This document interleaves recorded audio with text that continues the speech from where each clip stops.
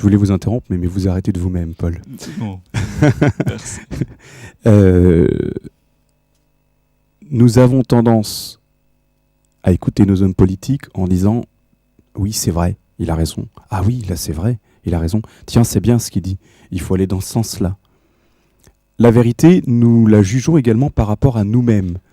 Est-il bon de la rechercher en nous-mêmes ou au travers des discours des hommes politiques ou à travers autre chose? Autrement, ce que je veux dire clairement, c'est que souvent la vérité, nous la jugeons par rapport à nos pensées. Est-ce qu'il faut la détacher de nos pensées et la ramener à quelqu'un d'autre ou autre part? Déjà, je pense que le problème de vérité est un problème très sérieux.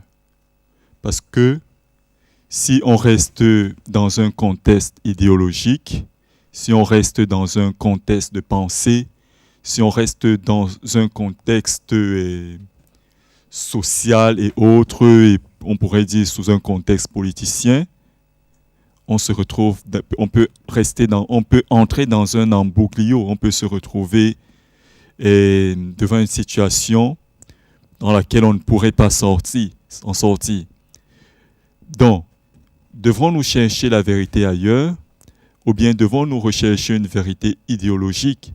Devons-nous mettre notre confiance aux paroles politiciens? Là, ça reste une autre question. Ou à nos pensées. Où sont nos pensées dans ces situations? Nous devons réfléchir par rapport à tout ce qui nous est dit.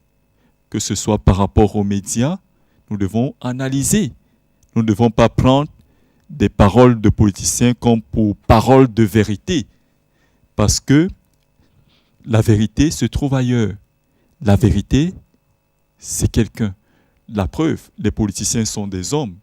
Ils sont aussi sujets aux erreurs. Ce sont des humains. Donc, comment donc considérer leurs paroles comme paroles de vérité? Mais chacun établit, Paul, sa propre vérité quelque part, par rapport à son vécu, par rapport à son entourage, par rapport au but qu'il s'est fixé. Chacun établit sa propre vérité. Est-ce que cette vérité, aujourd'hui, doit être remise en question? Le problème, ce n'est pas que chacun établit sa propre vérité. Je pense qu'il y a une loi dans chaque pays, parce que, en restant dans le contexte de vérité, vous pouvez avoir votre vérité, mais cette vérité doit être validée. C'est pourquoi je parlais de vérité et validité. D'une vérité suprême, quelque part. Non seulement d'une vérité suprême, mais aussi on peut parler, parce que pour qu'il y ait une vérité, il faut que cela soit validé par un organisme, que cela soit validé par quelqu'un de plus grand, comme peut-être considérez-vous cette personne de suprême. Mais dans la vérité, il y a aussi une notion de validité.